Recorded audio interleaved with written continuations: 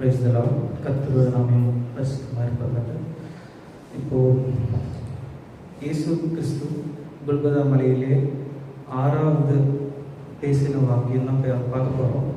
யோவான் எழுதின நற்செய்தி 19ஆம் அதிகாரம் 30ஆம் வசனம். இயேசு காடியை வாங்கின பின்பு முடிந்தது என்று சொல்லி தலையை சாய்த்து ஆவியை ஒப்புக் கொடுத்தார். ஆமென். இது ஆக்சுவலி நிறைய விஷயங்கள் இருந்து சொல்லலாம். பட் டைம் கன்ஸ்ட்ரக்ஷனில் டைம் கொஞ்சம் கம்மியாக இருக்கிறதுனால நம்ம இயேசு முடிந்தார், அதாவது எல்லாம் முடிந்தது அப்படிங்கிற ஒரு வார்த்தையை மட்டும் நாம் இன்னைக்கு தியானிக்க போகிறோம். இது வந்து இயேசு இந்த எல்லாம் முடிந்தது அப்படிங்கிற சொல்கிற வார்த்தை எப்படி சொல்கிறாரு? சாதாரணமாக எல்லாம் முடிந்தது அப்படின்னு சொல்லலை. அவர் சத்தமாக கூக்குரல் விட்டு சொல்கிறாரு. அதுக்கான ஆதாரமாக மார்க் 15:37 பார்க்கலாம், மத்தேயு 27:50 பார்க்கலாம்.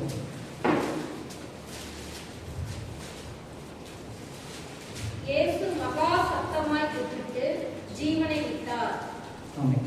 இப்போ இதில் நம்ம என்ன தெரிஞ்சுக்கணும் அப்படின்னா, ஏன் சத்தமாக கூப்பிட்றாரு அப்படின்னா, சிலுவை மரத்தில் அவர் தொங்கிட்டு இருக்கிறத நம்ம மனசில் ஞாபகம் வச்சுக்கணும்.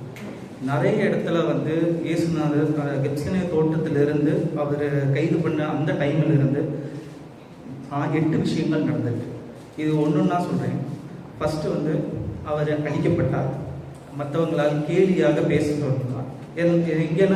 இங்கெல்லாம் இந்த மாதிரி அடிக்கப்பட்டார், வாக் செய்யப்பட்டார் அப்படின்னா மகா புரோகிதனோட சோல்ஜர்ஸ், அதாவது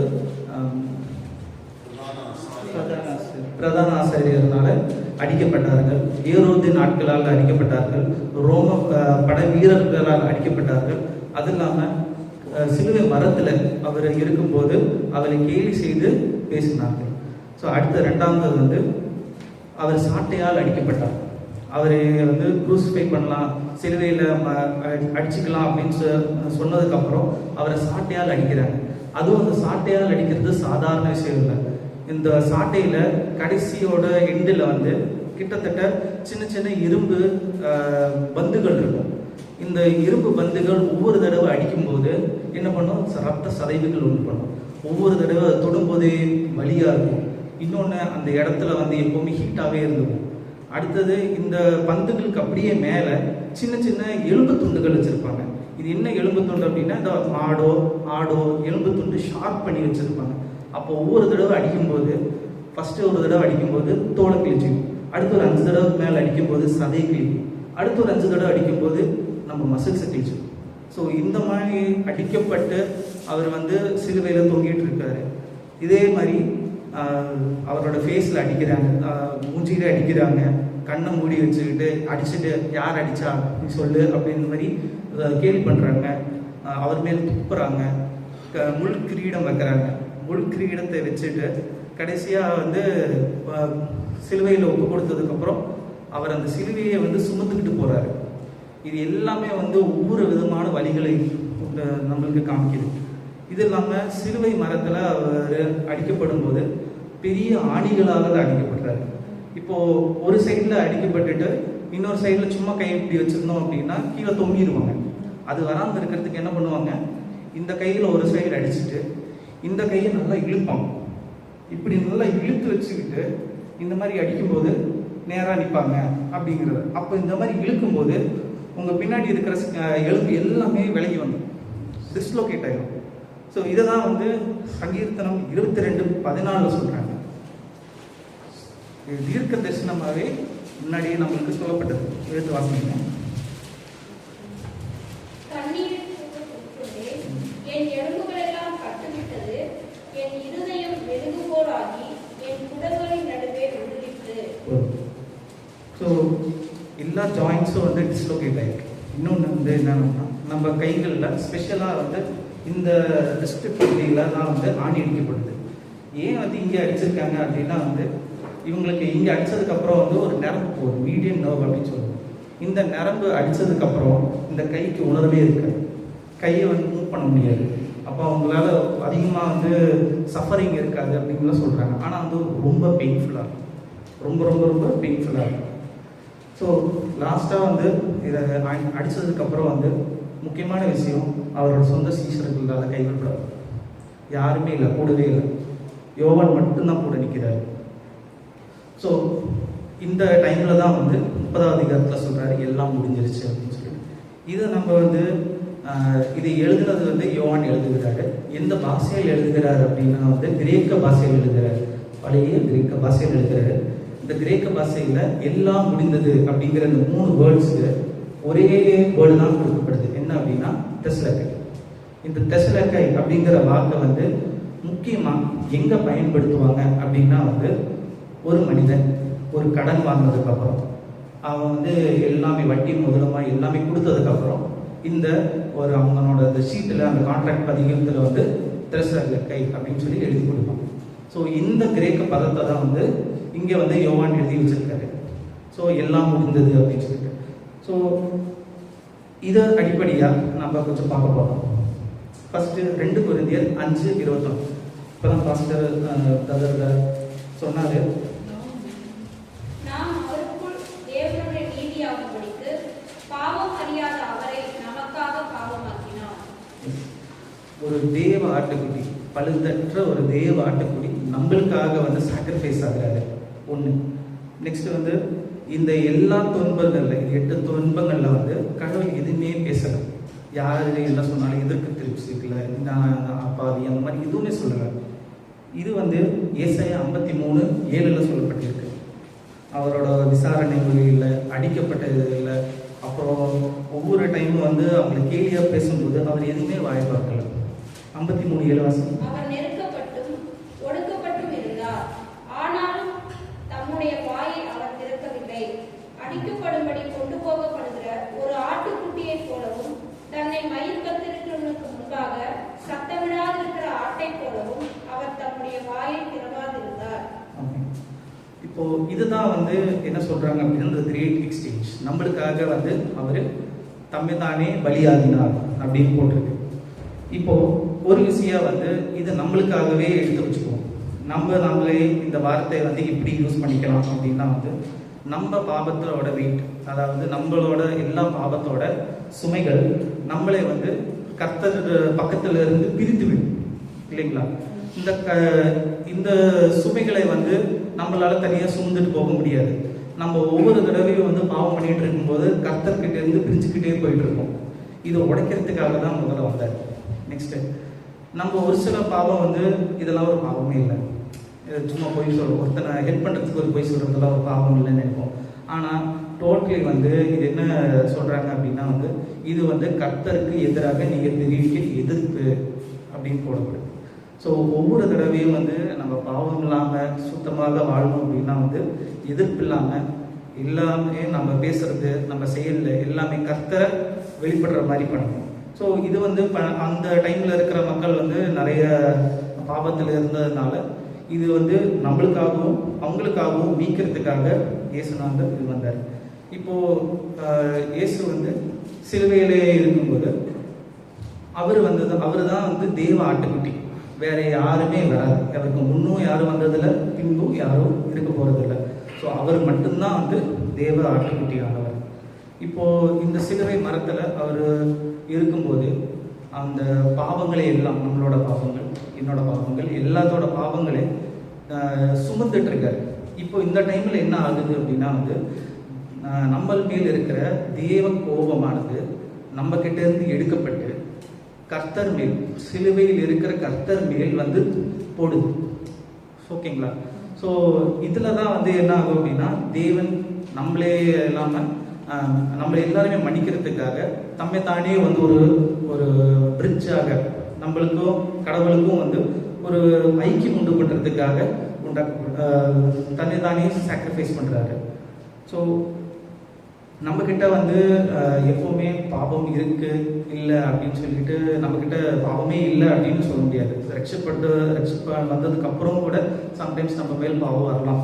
ஸோ இந்த பாவத்தை நம்ம மேல் பாவமே இல்லை அப்படின்னு யாராலையும் சொல்ல முடியாது. இதை ப்ரூவ் பண்ணுற மாதிரி யோவான் வந்து ஒரு வசனம் எழுதியிருக்காரு. இப்போது 1 யோவான் 1 அதிகாரம் 8 வசனம் பாருங்க. இந்த டைமில் வந்து யோவான் வந்து அவர் இயேசு கூட இருந்தவர், 3.5 வருஷம் அவரோட எல்லா ப்ராஃபஸி எல்லாமே கேட்டுட்டு வந்த ஆள். அது இல்லாமல் இயேசுவோட மார்பில் சாஞ்சு வந்த ஆள். இயேசுவோட சொந்த தாயாரே வந்து ஏற்றுக்கொண்ட ஆள். ஸோ இவர் என்ன சொல்கிறாரு படிக்கணும். நமக்கு பாவை இல்லை என்போமானால் நம்மை நாமே வஞ்சிக்கிறவர்களாய் இருப்போம், சத்தியம் நமக்குள் இராது. ஸோ இது எழுதும்போது கிட்டத்தட்ட அவருக்கு வந்து 90+ இயர்ஸ் இருக்கும். அப்போது ஆதி கிறிஸ்தவர்கள் மத்தியில் வந்து யோவான் யாரை காணப்பட்டார் அப்படின்னா ஒரு ஆவிக்குரிய தாத்தாவாக தான் இருக்கிறார். ஸோ இவர் வந்து நிறைய விஷயங்கள் எழுதும்போது அந்த வயதுக்கு வந்து முதிர்ந்தவரா, ஞானம் உள்ளவரா இருக்காரு. ஸோ இவர் என்ன சொல்றாருன்னா, பாவம் வந்து நம்ம எல்லாருக்கிட்டையும் பாவம் இருக்கு, அது மறுதளிக்க முடியாது. ஸோ நம்ம என்ன இப்போ இதுலேருந்து என்ன எடுத்துக்கலாம் அப்படின்னா வந்து பாவம் நம்மக்கிட்ட இருக்கக்கூடாது. ஏன்னா ஒரு சின்ன பாவம் இருந்தாலும் ஒரு குடும்பத்தை உடைச்சிவிடும், ஒரு சின்ன பாவம் இருந்தாலும் சபையை உடைச்சிவிடும், ஒரு சின்ன பாவம் இருந்தாலும் நட்புகளை உடைச்சிவிடும், ஒரு சின்ன பாவம் இருந்தாலும் மனுஷன் எல்லாரையும் உடைச்சிவிடும். ஸோ பாவம் இல்லாமல் இருக்குன்றதுக்காக இந்த வாக்குத்தத்தம் வருது. இந்த வாக்குத்தத்தம் மறுபடியும் போவோம். யோவான் 19:30 இதில் மெயினாக சொல்லப்படுது என்ன அப்படின்னா, இது வந்து ஒரு தோல்வியின் அழுகை இல்லை, இது வந்து எல்லாம் முடிந்தது அப்படிங்கிற இது வந்து ஒரு வெற்றியின் கூக்குரல். இதுதான் நம்ம ஞாபகம் வச்சுக்கணும் எப்போவுமே. வெற்றியின் கூக்குரலாக இயேசு நம்மளுக்காக எல்லா துயரங்களையும் துன்பங்களையும் அவர் தானே ஏற்றுக்கொண்டுட்டு நமக்கு எதுவும் வர இருக்கிறதுக்காக சாக்ரிஃபைஸ் ஆனார் தன்னைத்தானே. இந்த பாவத்தினால நம்மளுக்கு என்ன வருது அப்படின்னா வந்து பயம் வரும். பாவத்திலே இருக்கிறதுனால பயம் இருந்திருக்கும். நெக்ஸ்ட்டு பாவத்திலே இருக்கிறதுனால அவமானமாக இருக்கும். பாவத்திலே இருக்கும்போது குற்ற உணர்வு. இது எல்லாத்தையும் முடிக்கிறதுக்காக ஒவ்வொரு மனுஷன்கிட்ட இருந்து எடுத்து போடுறதுக்காக தான் இயேசுநாதர் வந்து நம்மளுக்காக பலியானார். ஸோ இன்னொரு முக்கியமான விஷயம் இந்த ரீசன் என்ன பார்க்கலாம் அப்படின்னா, இந்த துயரம் துன்பம் எல்லாமே வந்து நம்மளை வந்து பரலோகத்துக்கு கூட்டிகிட்டு போகிறதுக்காக. இங்கே இருக்கிற மனுஷன் இறந்துட்டு நம்மளை தாமே ஒரு ஒரு டிஃப்ரெண்ட் ஸ்டேஜுக்குள்ளார போயிட்டு கடவுள் வரும்போது நம்மளை அறியாமல் மறுரூபமாக்கப்படுறதுக்காக தான் உண்மையான இந்த வாக்குத்தத்தம் பேசப்பட்டிருக்கிறது. நெக்ஸ்ட்டு வந்து இந்த எல்லா வந்து நியாய கட்டளைகள், அப்புறம் எல்லா தீர்க்க தரிசனங்களை நிறைவேற்றுவதற்காக இந்த வாக்குத்தத்தம் சொல்லப்படுது. இது வந்து அருமையாக ராஜன் பிரதர் சொன்னார். ஸோ நீங்கள் வாசிச்சிங்கன்னா அப்படின்னா ஏசாயா 53 ஃபுல்லாகவே சொல்லப்பட்டிருக்குது, சாம்ஸ் 22 ஃபுல்லாகவே சொல்லப்பட்டிருக்குது. இதில் நீங்கள் நல்லா ஒத்து பார்த்தீங்க அப்படின்னா 2 Corinthians 5:21 இதுக்கு பர்ஃபெக்டாக ஜாயின் ஆகும். எல்லாமே வந்து பழைய ஏற்பாடு காலத்தில் வந்து பழுதற்ற ஆற்றுக்குற்றியை பலியை செய்து அந்த நம்மள பாவத்தை எல்லாமே மன்னிக்கிறதுக்காக அப்படி பண்ணிட்டு இருந்தாங்க. இப்போ அவர் தாமே நம்மளுக்காக பலியாகி இந்த பாவத்தை எல்லாமே அவரே சுமந்துட்டு அவர் ஒரு ஜீவ ஆட்டுக்குட்டி போல, இந்த தேவனின் ஆட்டுக்குட்டி போல நம்மளுக்காக பலியாகி எல்லா பாவத்தையும் நீக்கிட்டாரு. இதனால இந்த ஒரு விஷயத்தினால என்ன அப்படின்னா, நம்மளுக்கு இனிமே வந்து எந்த பிராயச்சித்தமோ எந்த சாக்ரிஃபைஸோ பண்ண தேவையில்லை. ஸோ லாஸ்ட்டு 3ஆவதாக வந்து இந்த தெசலோனிக்கை வார்த்தை சொன்னோம் இல்லையா, இது வந்து அந்த எல்லா கடன்களை அடைக்கிறது. இப்போது என்ன கடன் நம்மளுக்கு இருக்குது அப்படின்னா வந்து பாவத்தின் கடன்கள் தான். இந்த பாவத்தின் கடன்களை எல்லாமே ஃபினிஷ் பண்ணுறதுக்காக தான் வந்து இந்த கடைசியாக இந்த வாக்குத்தத்தம் சொல்லப்பட்டிருக்கிறது. ஸோ இப்போது நீங்கள் வந்து யாருமே போய் எனக்கு இவ்வளோ காசு கொடுத்தா வந்து இந்த பாவத்திலேருந்து மோட்சம் கிடைக்கும் அப்படியெல்லாம் எதுவுமே இல்லை. நீங்கள் வந்து ஒரு பாவ மன்னிப்பு வேணும் அப்படின்னா கடவுள்கிட்டே கேட்டால் போதும். ஸோ இந்த வார்த்தை வந்து பர்ஃபெக்டாக வந்து ஒவ்வொரு பாவத்திலிருந்தும் ஒவ்வொரு தோல்வியிலிருந்தும் ஒவ்வொரு குற்ற உணர்வுலிருந்தும் நம்மளை விடுவிக்கிறதுக்காக தான் வந்து இந்த வாக்குத்தத்தம் கொடுக்கப்பட்டிருக்கிறது. ஸோ இயேசு வந்து நம்மளோட துயரங்களை துன்பங்களை பாவங்களை எல்லாமே வந்து அவர் சிலுவையிலே சுமந்துட்டார். ஸோ இதனால் நீங்கள் வந்து ஒருபோதும் வெக்கத்திலேயோ அவமானத்திலேயோ தோல்வியிலேயோ வாழக்கூடாது, சுதந்திரமாக இருக்கணும், வெற்றியுடன் வாழணும் அப்படிங்கிறதுக்காக தான் இது சொல்லப்பட்டிருக்கிறது. ஸோ இது வந்து ஒரு டெத் இல்லை, ஆக்சுவலி வந்து ஒரு உண்மையான ரீல் லைஃப், ஒரு புது வாழ்க்கை.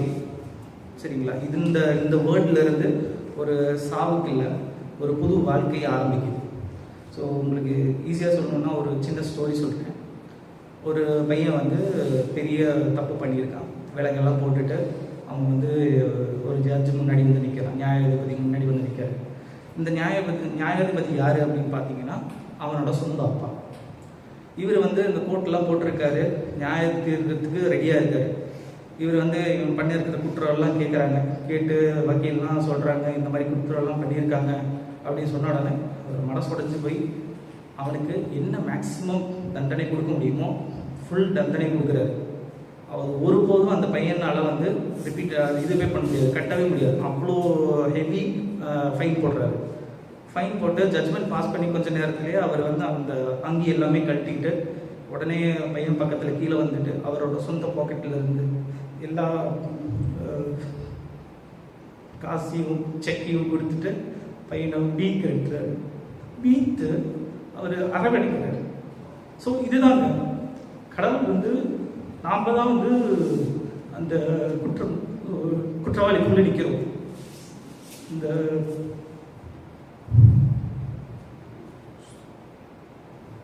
குற்றவாளி போல நிற்கிறோம். ஆனால் இயேசு வந்து அந்த நியாயத்தை போல தன்னைத்தாடி உப்பு கொடுத்து அவர் நம்மளை உயிர்ப்பிக்க வச்சிருக்காரு. ஸோ இது எப்பவுமே மறக்கக்கூடாது. நம்ம ஒரு சின்ன ப்ரேயர் பண்ணலாம். Thank you Jesus. இயேசுராஜாவே, உங்களோட வார்த்தை, உங்களோட சித்தம், உங்களோட சீலுக்காக எங்களுக்குள்ளாடி வந்து எங்களோட கூட இருந்து எங்களுக்காக பலியாகி மீண்டும் உயிரோடு இருந்து 3ஆம் நாள் சிலுவையிலிருந்து வந்து 3ஆம் நாள் உயிரோடு இருந்துச்சு எங்களுக்காக இருக்கிறேன். என்னை கோடி கோடி நன்றி ஏசப்பா. எங்கள் துயரங்களை எல்லாம் நிப்பாட்டுறதுக்கு நீர் வந்தீரே, என்னை கோடி கோடி நன்றி ஆண்டவரே. அப்பா, எங்களோட எல்லா கடன்களையும் நீ அடுத்தபடிக்காக உங்களுக்கு நன்றி அப்பா. எங்களுக்கு உண்மையாலுமே இந்த உலகத்திலிருந்து ஒரு வெளிச்சத்தை கொண்டு வந்து கொடுத்தபடிக்காக உங்களுக்கு நன்றி சொல்லுவோம் அப்பா. நாங்கள் சுதந்திரமாய் வாழ்வதற்கும் வெற்றியுடன் வாழ்வதற்கும் அப்பா நாங்கள் உங்களுக்கு கடமைப்பட்டிருக்கிறோம். நாங்கள் ஒரு பாவம் இல்லாத வாழ்க்கையை வாழ உதவி செய்வதாக வச்சிருக்கிறோம். எல்லாம் இயேசு கிறிஸ்துவின் நாமத்தில் பிரார்த்திக்கிறோம்.